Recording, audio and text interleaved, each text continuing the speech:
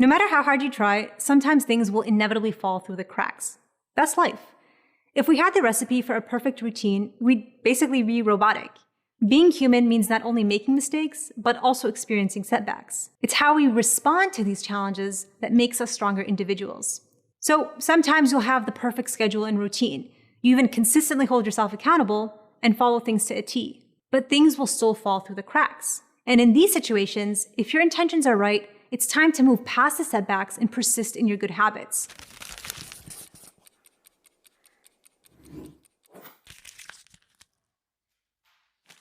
The Prophet ﷺ, per usual, gave some of the most relevant advice in this regard. He said, "احرص على ما ينفعك." Stick to what benefits you, meaning keep to your good habits. واستعن بالله ولا تعجز. Seek help from Allah and don't give up. When things get tough, ask for Allah's help and weather the storm. وإن أصابك شيئا, and if or when something sets you back, فلا تقل لو أني فعلت كان كذا وكذا. Don't say, man, if only I had done something else instead, XYZ would have happened. ولكن قل قدر الله ما شاء فعل. Rather, say that whatever Allah has decreed will happen. فإن لو تفتح عمل الشيطان.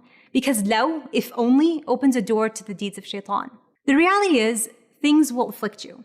Not if, but when they do, remember the words of the Prophet and keep your head up high. And most importantly, don't look back with regret wishing you had done something else. Because if you've incorporated good habits with the right intention, challenges that come your way push you to do even better, not to discourage you from continuing. So see it as a challenge, to pause and rethink. I did what I did, قدر الله ما شاء فعل.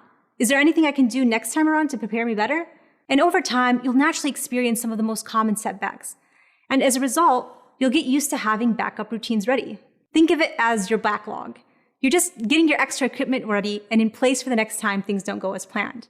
The key to being able to do this without getting turned off is by not discounting the little. What you want to focus on is creating a chain reaction of good feeling.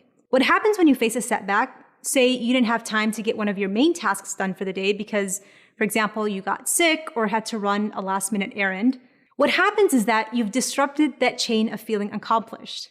And you think to yourself, man, that threw off my whole day. What's the point of getting the next thing done? And then the negative lack of motivation seeps into the rest of your day. So what's the solution? Create stretch goals and backup goals. Say, for example, you want to memorize Quran. You know from experience that you have the capacity to memorize 2 lines every single day. But on good days, you can almost double it to 4 lines. That's your stretch goal. 1 line, on the other hand, is your backup goal.